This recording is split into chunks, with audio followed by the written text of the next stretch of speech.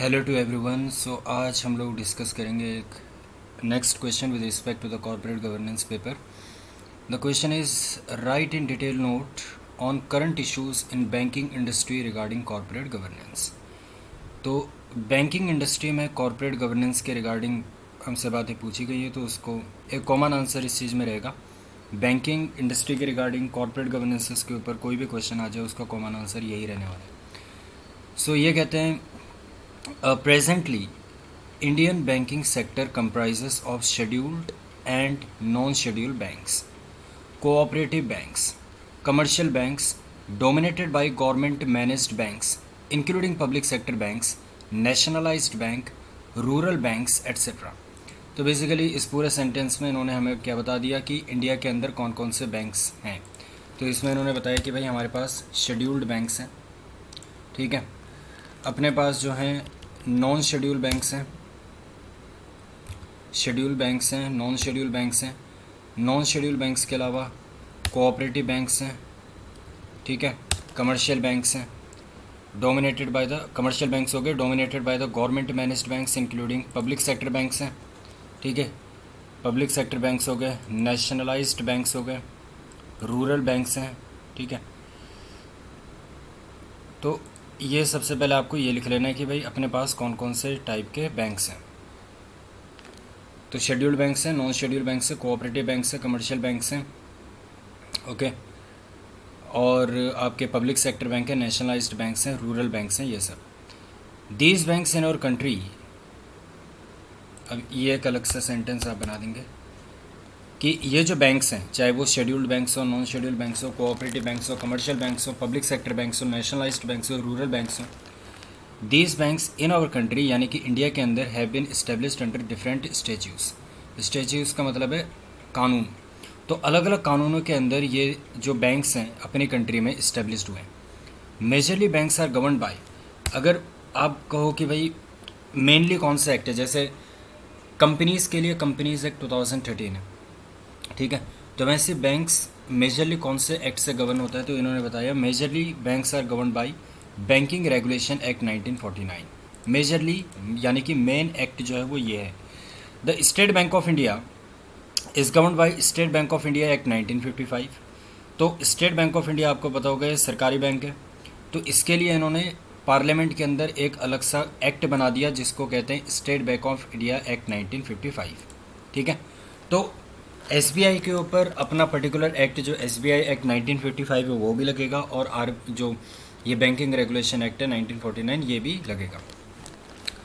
तो पहले लाइन मैंने आपको बता दी कि मेजरली बैंकिंग रेगुलेशन एक्ट 1949 है। इसके अलावा जो एसबीआई है, एसबीआई के लिए स्पेसिफिक अलग सा एक्ट बना है एसबीआई एक्ट 1955। जो नेशनलाइज्ड बैंक्स हैं, ठीक है, nationalised banks are govern by, तो यहाँ पे नेशनलाइज्ड बैंक्स कौन से एक्ट से गवर्न हो रहे हैं? Banking companies acquisition and transfer of undertaking act 1970 और बैंकिंग कंपनीज एक्विजिशन और ट्रांसफर ऑफ अंडरटेकिंग एक्ट 1980। तो बेसिकली क्या था, कुछ बैंक्स को गवर्नमेंट ने नेशनलाइज्ड बैंक में कन्वर्ट कर दिया था। तो अगर आप एक्ट का नाम पढ़ो तो क्या लिखा है यहाँ पर, कंपनीज, बैंकिंग कंपनीज यानी कि वो बैंक्स थे, उनको गवर्नमेंट ने एक्वायर किया एंड देन उनको नेशनलाइज्ड कर दिया यानी कि ट्रांसफ़र कर दिया।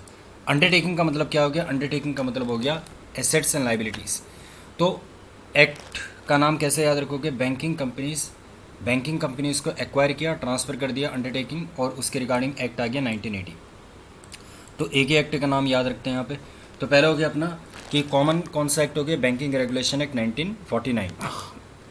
एसबीआई कौन से एक्ट से गवर्न होता है? SBI act 1955। नेशनलाइज्ड बैंक्स कौन से एक्ट से गवर्न होते हैं? Banking companies acquisition and transfer of undertakings act 1980। जो प्राइवेट बैंक्स हैं, प्राइवेट सेक्टर बैंक्स हैं, प्राइवेट सेक्टर बैंक्स आपका जैसे एचडीएफसी बैंक हो गया, ठीक है, आपका आईसीआईसीआई बैंक हो गया, ठीक है ना, फेडरल बैंक हो गया, ये प्राइवेट सेक्टर बैंक्स हैं। So private sector banks came into being as a company registered under the companies act. तो बेसिकली ये कंपनी के तौर पे रजिस्टर्ड होते हैं। तो जो कंपनीज एक्ट है, तो आप सिंपली इसको इतना याद रख लो कि कंपनीज एक्ट 2013 से ये गवर्न होते हैं, ठीक है। तो जो प्राइवेट बैंक्स हैं ये कंपनीज एक्ट 2013 से गवर्न होते हैं। Bank list with the stock exchange. अब जो बैंक्स होते हैं वो उनकी लिस्टिंग भी स्टॉक मार्केट में भी होती है ना। तो जब लिस्टिंग होती है तो आपको सेबी LODR के कंप्लाइंसेस करने पड़ते हैं। इसको हम पढ़ते हैं SEBI listing obligations and disclosure requirement regulation 2015। तो लिस्टेड बैंक्स का क्या मतलब हो गया कि जैसे मान लो HDFC बैंक है, HDFC बैंक ने जब HDFC बैंक को फंड की रिक्वायरमेंट पड़ी तो HDFC बैंक ने IPO लेकर के आया होगा। HDFC बैंक FPO लेकर के आता है। तो उस सिचुएशन में जब शेयर्स पब्लिक को इशू होते तो उन शेयर्स की लिस्टिंग करवाते थे मार्केट में। तो ऐसे बैंक्स को हम कहते हैं लिस्टेड बैंक्स। तो ये बेसिकली ये क्रक्स मैंने बता दी यहाँ पर कि जो बैंक्स हैं वो मेजरली बैंकिंग रेगुलेशन एक्ट 1949 से गवर्न होते हैं। कुछ स्पेसिफिक एक्ट्स भी बने हुए हैं, जैसे SBI के लिए SBI एक्ट 1955 है। जो नेशनलाइज्ड बैंक है उनके लिए banking companies acquisition and transfer of undertakings act 1980 है। जो प्राइवेट सेक्टर बैंक्स हैं वो मोस्टली कंपनीज एक्ट से गवर्न होते हैं। जो लिस्टेड बैंक्स हैं वो मोस्टली आपके सेबी LODR से गवर्न होते हैं। अब जो ये लिस्टेड बैंक्स हैं, जैसे अगर मैं बात करूँ SBI भी एक लिस्टेड बैंक है, तो SBI में सेबी LODR भी लगेगा। SBI के ऊपर आपका SBI एक्ट 1955 भी लगेगा। तो ये बात यहाँ पर ठीक है। इसके अलावा कहते हैं additionally foreign exchange management act 1999, payment and settlement system act 2007 and other directives, regulations, guidelines, instructions issued by RBI and SEBI from time to time also need to be adhered. अब जैसे RBI की जो guidance होती हैं, RBI के जो regulations होते हैं उनको भी कंप्लाई करना पड़ता है। ठीक है, आपको cash reserve ratio, statutory liquidity ratio, ये सारा आपको मेंटेन करके चलना पड़ता है। RBI के जो गाइडलाइंस आएंगे, RBI के जो इंस्ट्रक्शन आएंगे, जैसे अभी कि भाई 2000 की जो करेंसी नोट है उसको विड्रॉ करना है मार्केट से, तो जितने भी बैंक्स हैं वो उनको विड्रॉ करना ही पड़ेगा क्योंकि RBI की भी गाइडलाइंस को फॉलो करना पड़ेगा। अपार्ट फ्रॉम दिस सेबी जो है वो स्टॉक मार्केट का रेगुलेटर है, तो जो भी लिस्टेड बैंक्स होंगे उनको सेबी के भी गाइडलाइंस को, रेगुलेशंस को कंप्लाई करना पड़ेगा। अब इसके अलावा जब कॉर्पोरेट गवर्नेंस की बात आती है तो बॉजल कमेटी एक कमेटी है on banking supervision release guidelines. तो बॉजल कमेटी ने कुछ गाइडलाइंस इशू करी थी on corporate governance for banks, were released by the Basel Committee on the Banking Supervision in July 2015. The principle of the corporate governance of these guidelines are as under. तो simply हमें क्या याद रखना है, तो इस आंसर को, इसको कैसे आपको आंसर करना है, सबसे पहले आपने लिख दिया कि प्रेजेंटली इंडिया के अंदर कौन कौन से बैंकिंग मतलब कितने टाइप्स के बैंक्स होते हैं। फिर आपको बताना है कि वो बैंक्स कौन कौन से एक्ट से गवर्न होते हैं। उसके बाद आपको कॉर्पोरेट गवर्नेंस के रिगार्डिंग लिखना है कि भाई जो बॉजल कमेटी है उसके कुछ गाइडलाइंस हैं और उन गाइडलाइंस को आपको डिफाइन यहाँ पर कर देना है, एक्सप्लेन यहाँ पर कर देना है। तो क्या गाइडलाइंस है यहाँ पर, सबसे पहली गाइडलाइंस जो बॉजल कमेटी ने दी थी, तो बॉजल कमेटी ने क्या गाइडलाइन दी, बॉजल कमेटी ने कहा द बोर्ड का मतलब मैंने आपको बताया था, बोर्ड का मतलब होता है बोर्ड ऑफ डायरेक्टर्स। ठीक है, the board has overall responsibility for the bank. जो बैंक के लिए ओवरऑल रिस्पॉन्सिबिलिटी है, जिम्मेदारी है, वो किसकी रहने वाली है, बोर्ड की। Including approving and overseeing the implementation of banks strategic objective. वो कह रहे हैं कि जो बैंक के, अब भाई बैंक जो है पूरा एक स्ट्रक्चर है, अब ओवरऑल रिस्पॉन्सिबिलिटी किसकी होगी, ओवरऑल रिस्पॉन्सिबिलिटी रहेगी आपके ये बोर्ड ऑफ डायरेक्टर्स की। वो कह रहे हैं रिस्पॉन्सिबिलिटी में क्या क्या चीज़ें आ सकती हैं, जैसे approving and overseeing the implementation of the banks strategic objective. जो बैंक्स के ऑब्जेक्टिव हैं उनको ओवरसी करना, उनको सुपरवाइज करना, उनको अप्रूव करना। ठीक है, ये काम भी बोर्ड का है। गवर्नेंस फ्रेमवर्क, कंपनी के अंदर यानी कि बैंक के अंदर गवर्नेंस कैसा होना चाहिए, ठीक है ना, इंटरनल कंट्रोल सिस्टम कैसा होना चाहिए, चेक्स एंड बैलेंसेस कैसे होने चाहिए। अगर आप पब्लिक से डिपॉजिट एक्सेप्ट कर रहे हैं तो आप उस डिपॉजिट को कैसे एक्सेप्ट करेंगे, फ्रॉड कम से कम हो, ये चीज़ आप कैसे इंश्योर करेंगे। अब जैसे PNB में फ्रॉड हो गया था, ठीक है, लेटर ऑफ क्रेडिट बिना किसी गारंटी के वो इशू करते जा रहे थे। इन द सेम वे जो US मार्केट में कुछ बैंक्स हैं वो उनके अंदर लिक्विडिटी इशू आने लग गए। क्यों लिक्विडिटी इशू आने लग गए, क्योंकि भाई उन लोगों ने हेजिंग नहीं करवाई थी। तो ये सारी चीज़ें कि क्या रिस्क इन्वॉल्व हो सकता है, ये सारी रिस्पॉन्सिबिलिटी किसकी रहेगी, ये सारी रिस्पॉन्सिबिलिटी रहेगी बोर्ड ऑफ डायरेक्टर्स की। कॉर्पोरेट कल्चर कैसा होना चाहिए, ये भी बोर्ड ऑफ डायरेक्टर्स की रिस्पॉन्सिबिलिटी है। The board is also responsible for providing the oversight of the senior management. जो सीनियर मैनेजमेंट है, सीनियर मैनेजमेंट किस तरह से काम करेगा, ये भी अल्टीमेटली बोर्ड ऑफ डायरेक्टर्स की रिस्पॉन्सिबिलिटी होनी चाहिए। तो बेसिकली किस तरह से काम होता है,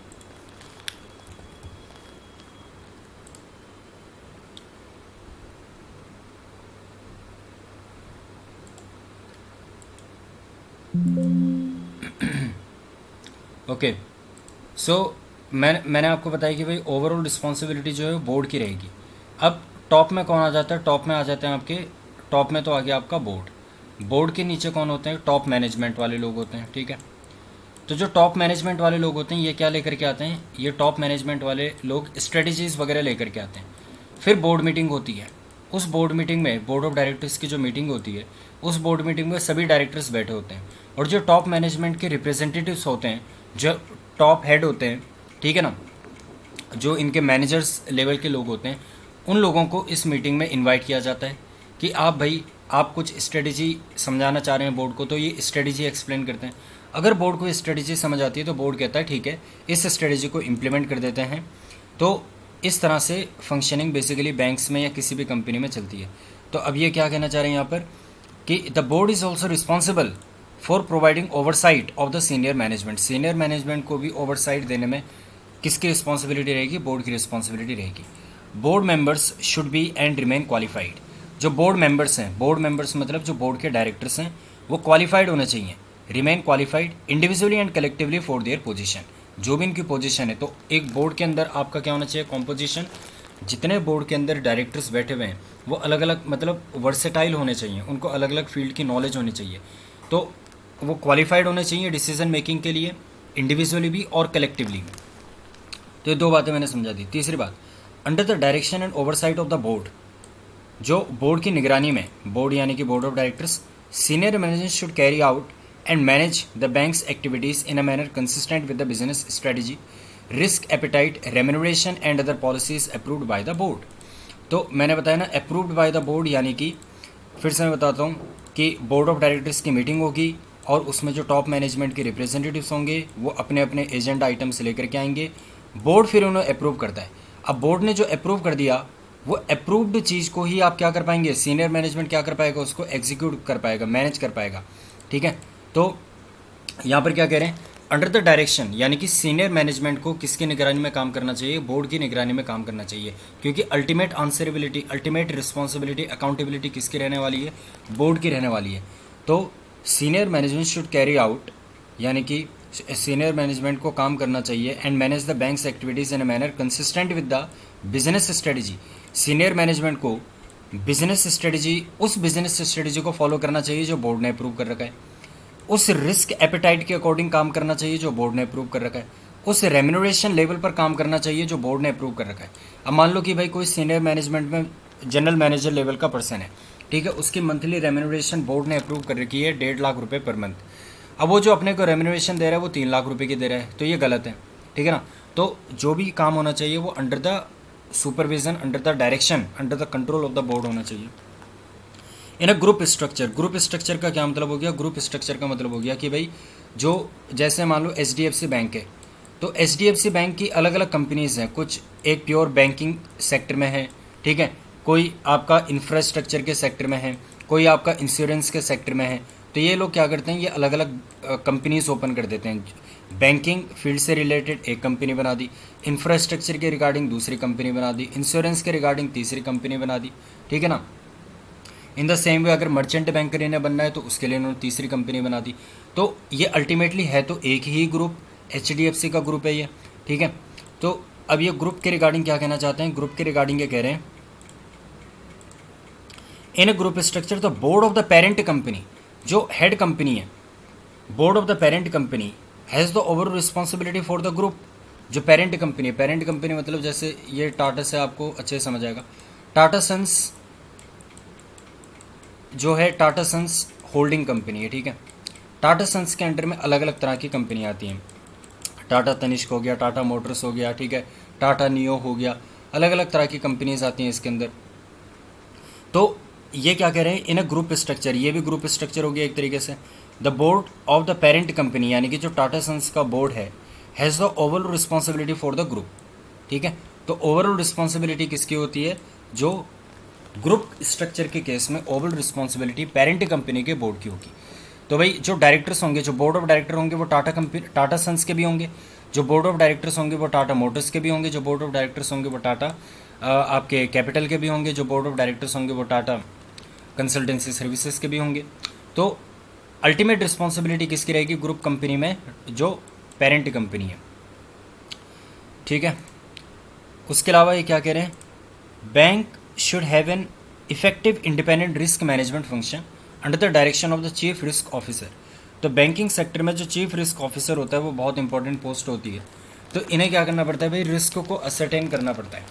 जैसे अगर अमेरिका में बात करें, यूएसए के अंदर जो आपका ये सिलिकॉन वैली बैंक का डिफ़ॉल्ट हुआ था, तो इसमें इन लोगों ने क्या करा था? रिस्क को ठीक से एसेस नहीं किया, और एसेस करने के बावजूद भी इन लोगों ने क्या करा? जो स्ट्रेटेजी इनकी होनी चाहिए थी उससे फॉलो नहीं किया था, ठीक है। कि भाई जब फेडरल बैंक ने अपने इंटरेस्ट रेट को बढ़ा दिया है तो उस वजह से इनके पास कैपिटल की कमी हो सकती है, क्योंकि लोग अब क्या करेंगे? जो स्टार्टअप्स हैं वहाँ पे इन्वेस्टमेंट ना करते हुए दूसरे जो गवर्नमेंट बैंक से वहाँ पे इन्वेस्टमेंट करेंगे, तो अल्टीमेटली कैपिटल का फ्लो कहाँ होता? कैपिटल का फ्लो दूसरी जगह होता। तो इस वजह से यहाँ पर क्या होने लग गया था कि एक जो रिस्क था सिलिकॉन वैली बैंक में, उसको चीफ रिस्क ऑफिसर ने ठीक से एसेस नहीं किया। एसेस करने के बावजूद भी इन लोगों ने हेजिंग प्रॉपरली नहीं करी, और उस वजह से लिक्विडिटी के इशू वहाँ पर आने लगे, जिस वजह से फाइनली बैंक को किसी और के द्वारा ओवरटेक करना पड़ा। तो bank should have an effective independent risk management function, ठीक है। ये भी एक कॉर्पोरेट गवर्नेंस की रिक्वायरमेंट है बैंक के अंदर। रिस्क शुड बी आइडेंटिफाइड, आपको रिस्क को आइडेंटिफाई भी करना चाहिए, ठीक है ना, कि क्या रिस्क हो सकता है, उसको मॉनिटर भी करना चाहिए कि भाई वो रिस्क अब किस लेवल से बढ़ रहा है, ठीक है, उसके होने के चांसेस कितने हैं, ये भी आपको मॉनिटर करना चाहिए। और अगर आपको लगता है कि भाई रिस्क जो है वो बहुत तेज़ी से बढ़ रहा है, तो आपको उसको कंट्रोल भी करना चाहिए on the on going bank wide and individual entity basis. तो ग्रुप बेसिस में भी और इंडिविजुअल बैंक्स के बेसिस में भी। The banks board of director is responsible for overseeing the management of the banks compliance risk. जो bank के अंदर कंप्लाइंस रिस्क है, भाई कंप्लाइंस रिस्क क्या हो सकते हैं? अगर आप बैंक रन कर रहे हैं, ठीक है, क्या कंप्लाइंस रिस्क हो सकते हैं? भाई आरबीआई कहता है कि आपको सीआरआर मेंटेन करना है, ठीक है, अलग अलग रेशियोस आपको मेंटेन करनी है, आप वो नहीं कर रहे, तो उस वजह से क्या होगा? आरबीआई को पेनल्टी लगा सकता है, ये कंप्लाइंस रिस्क हो गया। इन द सेम वे आपको बोर्ड मीटिंग करनी है, साल में कम से कम आपको 4 बोर्ड मीटिंग्स करनी चाहिए, और 2 कंसेक्यूटिव बोर्ड मीटिंग्स के बीच में आपका 120 डेज से ज़्यादा का गैप नहीं हो सकता। ये भी क्या है? एक लॉ की रिक्वायरमेंट है, कंपनीज एक्ट में रिक्वायरमेंट है। अगर आप इसका कंप्लाई नहीं करते तो कंपनीज एक्ट में आपको पेनल्टी पे करनी पड़ेगी, ठीक है, एडजुडिकेटिंग अथॉरिटी को। तो ये भी एक तरह का नॉन कंप्लाइंस रिस्क है। तो जो बैंक के बोर्ड ऑफ डायरेक्टर्स हैं उन्हें इंश्योर करना चाहिए कि जो बैंक्स हैं उनके अंदर सभी कंप्लाइंसेस प्रॉपरली हो रही हैं या नहीं हो रही। इंटरनल ऑडिट का एक बहुत अच्छा रोल रहता है बैंक के अंदर। तो ऑडिट का क्या मतलब होता है? ऑडिट का बेसिकली यहाँ पर मतलब हो गया चेकिंग करना, ठीक है। एक इंडिपेंडेंट पर्सन आएगा, बट इंटरनल ऑडिट में क्या होता है? इंटरनल ऑडिट में एक कंपनी के ही अंदर, मतलब बैंक के अंदर ही एक डिपार्टमेंट होगा, ठीक है, जिसका काम होगा इंटरनल ऑडिट करना। तो बैंक्स को बताएगा, वो बोर्ड ऑफ डायरेक्टर्स को बताएगा कि भाई कंपनी के अंदर किस तरह के फ्रॉड चल रहे हैं, अगर चल रहे हैं तो, ठीक है ना, कौन कौन से रिस्क हैं जो हमें कंट्रोल कर लेने चाहिए, ठीक है। तो वो सारी इन्फॉर्मेशन कौन देता है? Internal auditor board of directors को प्रोवाइड करता है। The governance of the bank should be adequately transparent to the shareholder. जो गवर्नेंस सिस्टम है बैंक्स के अंदर वो ट्रांसपेरेंट होना चाहिए टू द शेयर होल्डर्स, ठीक है, डिपॉजिटर जैसे भाई आपने एफडी वगैरह बैंक में करवा रखा होगा तो आप डिपॉजिटर हो गए। आपने एसबीआई के शेयर खरीदे हुए, आप शेयर होल्डर हो गए। Other relevant stakeholders and market participants, ठीक है। तो यहाँ पर कहते थे governance of the bank should be adequately transparent, यानी कि सभी के लिए ट्रांसपेरेंट होना चाहिए। ट्रांसपेरेंट कैसे होना चाहिए? जैसे भाई अगर मैं शेयर होल्डर की बात करूँ तो जब बैंक अपनी एजीएम करवाने के बाद एजीएम के टाइम पर एनुअल रिपोर्ट शेयर होल्डर्स को भेजता है, तो एनुअल रिपोर्ट के अंदर प्रॉफिट एंड लॉस अकाउंट आपका ठीक से मेंटेन होना चाहिए, ठीक है। उसके अंदर आपने सभी अकाउंटिंग स्टैंडर्ड्स को, ऑडिटिंग स्टैंडर्ड्स को अच्छे से फॉलो किया हो, ठीक है ना। जो ट्रू एंड फेयर व्यू है फाइनेंस का वो रिफ्लेक्ट होना चाहिए शेयर होल्डर्स के सामने। तो ये सारी चीज़ें ट्रांसपेरेंट मैनर से आपको यहाँ पर बतानी पड़ेंगी।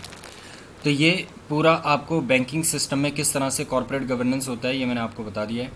सो ये क्वेश्चन था, right in detail note on the current issues in the banking industry regarding the corporate governance. सबसे पहले आपको क्या लिख देना है कि हमारे पास कितने टाइप्स के बैंक्स हैं। दूसरा आपको लिख देना है कि ये बैंक कौन कौन से रेगुलेशन से गवर्न होते हैं। और तीसरा आपको लिख देना है कि बॉजल कमेटी के कौन कौन से गाइडलाइंस से उसमें ये आपको 8 से 9 पॉइंट्स यहाँ पे लिख देना है। Thank you so much.